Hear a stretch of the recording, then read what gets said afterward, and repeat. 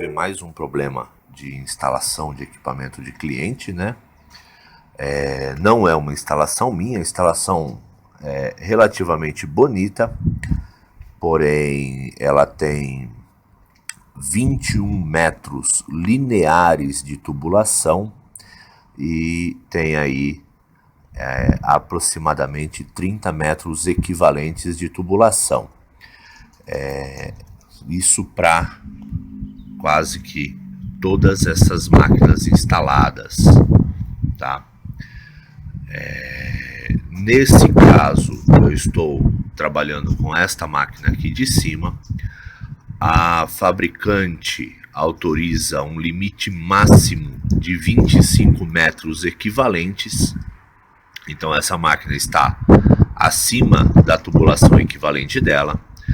A fabricante autoriza um desnível máximo de 10 metros, essa máquina está com 8 metros de desnível, então não teria problema se não fosse o comprimento linear da tubulação. Então nós temos um desnível alto e um comprimento muito grande de tubulação também. O cliente reclama que essa máquina não está funcionando.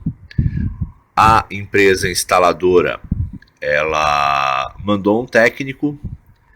O técnico fez a instalação das máquinas, de todas as máquinas. Voltou um segundo técnico para verificar esta máquina aqui. Ela estava, de acordo com esse técnico, faltando um pouquinho de gás. Ele removeu todo o gás da máquina e disse que fez carga de gás novamente. Tá? Quando eu fui contactado, isso quase 6 meses depois, o cliente brigando um pouco já com o lojista que fez a venda,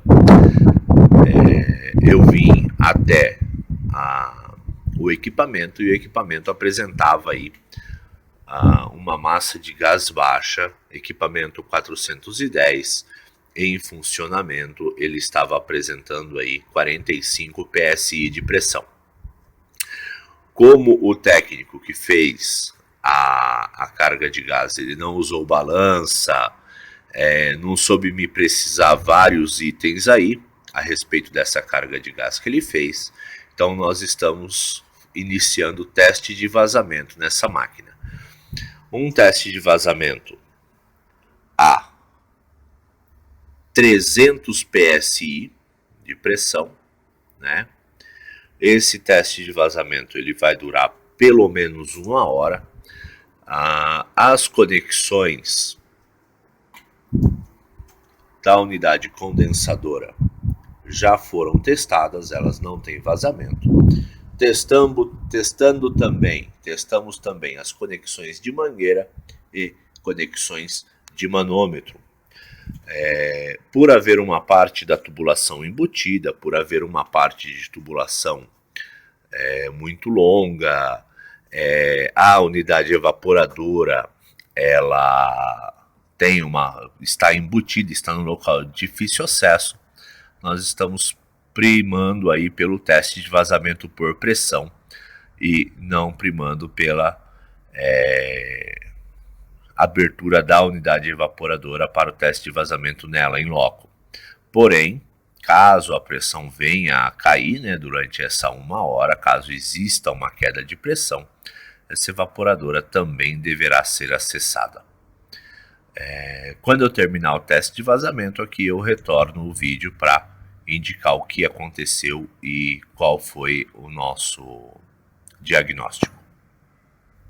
Vou gravar esse vídeo aqui, ó, para os nossos amigos aí que costumam fazer junção de tubo esponjoso com silver tape ou com fita prata, tá? Quando você está numa área aberta, numa área onde você não teria problema com respingos de água, você não teria problema de fazer essa junção ali, não teria grandes problemas, né? Problemas você tem, você não teria grandes problemas, né? Porém, quando você está com isso sobre um forro, ou você está com essa tubulação numa área que possa dar infiltração e acabar molhando alguma coisa, Mesmo a silver tape, uma fita que nós temos aí com grande apreço, né, por ser uma fita muito boa, com o tempo ela começa a soltar, ó. Aqui nós já temos a fita solta, né? As emendas em si, ó, elas já estão folgadas, tá? Algumas emendas eu já consegui localizar aqui algumas emendas onde, olha, você pode ver que a fita ali, ela praticamente torceu, né? Então não existe mais o isolante térmico em volta desse tubo. E o que isso vai acontecer? Quando você perde o isolante térmico ao redor do tubo, né? Ele passa a criar sudorese, ele passa a condensar água. Essa condensação, se ela tiver, por exemplo, aqui sobre essa laje, essa condensação não vai gerar tantos problemas assim. Lógico, a gente tem que pensar que toda condensação é sempre uma perca de material, né? Uma perca de calor. Então essa máquina, se ela está condensando, ela está perdendo calor ali na linha dela, então ela vai ter um déficit de eficiência. Mas, por exemplo, ali, ó, totalmente torcido daquele jeito, tá vendo? Essa máquina, então, ela vai ter uma perca de eficiência, mas esse não é tanto assim o nosso problema. O nosso problema mesmo é que, por exemplo, se você tiver sobre um forro de gesso, um forro inteiriço, essa condensação ela vai começar a cair sobre o forro, né? E vai acabar manchando o forro do seu cliente. E isso, lógico, vai gerar um problema para você depois aí, tá? Então, o ideal mesmo é sempre a gente fazer aquela colagem do tubo esponjoso, né? Com a nossa cola de contato ali, para que não tenhamos esse tipo de problema de condensação aí, seja lá em que ponto. Aí você não vai ter essa condensação, não vai te gerar déficit de eficiência no equipamento, perca de potência, né? Frigorígena, e também não vai te gerar aí um problema maior aí, que é um forro tendo que ser reparado porque o ar-condicionado está pingando, ok? Meus amigos, aí 1h30 depois de iniciar o teste de vazamento, né, por pressão, eu iniciei o teste de vazamento com algo um pouco acima de 300 PSI. Ele se manteve lá um pouco acima de 300 PSI, ou seja, eu não tive queda de pressão nessa máquina, nenhuma. Tentei entrar em contato com o técnico que fez o último serviço aqui. Ele não sabia me responder qual foi como que ele fez a carga de gás nessa máquina, né? Qual foi a pressão de trabalho que ele deixou. Quando eu peguei essa máquina, ela estava operando com a carga de gás próximo ou estava operando com a pressão de baixa próximo à pressão do R22. Então, assim, eu venho aí a acreditar, né? Venho a me atentar aí, venho a acreditar que possa ter sido um técnico aí não muito experiente e fez uma carga de gás via manômetro, achou que seria a mesma pressão de trabalho que o R22 e colocou essa máquina para funcionar. Eu agora vou iniciar o processo de vácuo nessa máquina para verificar aí o modo de funcionamento dela. E quando eu for fazer a carga de gás, eu vou fazer a carga de gás nessa máquina por superaquecimento. Quando eu for iniciar a carga de gás, a gente retorna. Aqui nós iniciamos o processo de evacuação do sistema, tá? Como eu estava com todo o sistema de alta pressão, manômetros de alta pressão, tudo já testado contra vazamento, e eu vou fazer a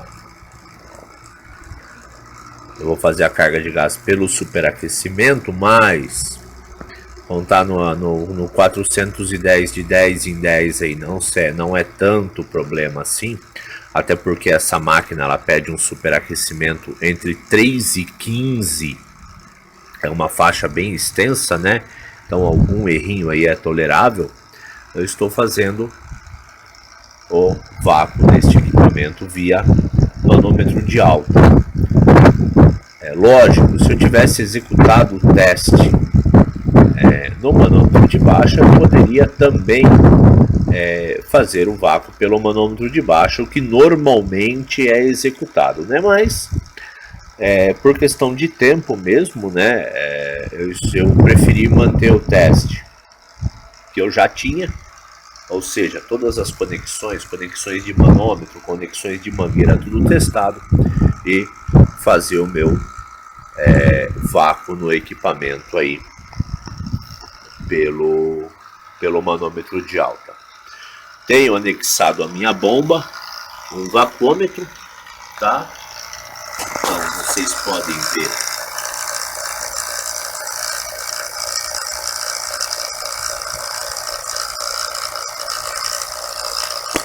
eu já estou perto de 1 bar negativo aí na minha pressão, né? O que seria aí o limite da bomba. Esse aí é o meu limite da bomba. Ela não consegue me deixar uma pressão mais baixa do que isso que ela já está apresentando. Então meu sistema está no limite já da pressão negativa. Eu sei disso, pois eu já havia executado o teste de eficiência da minha bomba. Eu executo o teste de eficiência da minha bomba sempre ao início de um vácuo.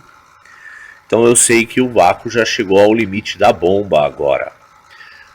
Daqui para frente eu vou deixar apenas um tempo aí para confirmação, né, para garantia de que eu tenha eliminado toda a umidade, apesar de que esse sistema já estava pressurizado com o R410, esse sistema já funcionou. Então o R410 já havia assimilado a umidade do sistema, e eu jogando ele fora agora com o vácuo, eu não tenho a perca. Por que eu falo que eu jogando ele fora com o vácuo? Eu não removi o 410 que estava na máquina e pressurizei com nitrogênio em cima. Eu pressurizei com o 410 dentro do sistema. Como era uma massa baixa de 410, eu pressurizei com 410 no sistema. Então com isso eu impedi aí a entrada de mais umidade no meu sistema, se é que ele tinha alguma, né? E agora o vácuo ele consegue remover todo esse processo aí com grande facilidade. Voltamos então, né, com o equipamento. Coloquei ele para funcionar agora. Tenho uma pressão na linha de baixa próximo a 110 psi. Tenho o meu retorno a 8 graus, então o retorno de gás está acontecendo a 8 graus. Eu tenho um superaquecimento nesse equipamento aí por volta de 5, que está dentro daquilo que a fábrica pede pra gente, né? Vocês podem me perguntar, para quem me acompanha aí, pode ter visto que eu tenho balança, né? Podem estar se perguntando, podem vir a me perguntar por que eu resolvi fazer o superaquecimento, a carga de gás desse equipamento pelo superaquecimento e não pela balança. Bom, o que me levou a decidir, a tomar essa decisão, né, é a questão da minha linha. É a questão dessa máquina estar com uma linha superdimensionada, né, além daquilo que a fábrica vem pedir aí para funcionamento dela. Então isso me levou a escolher fazer a carga de gás via superaquecimento e não via balança. Então eu estou tentando com isso salvar o meu compressor, né?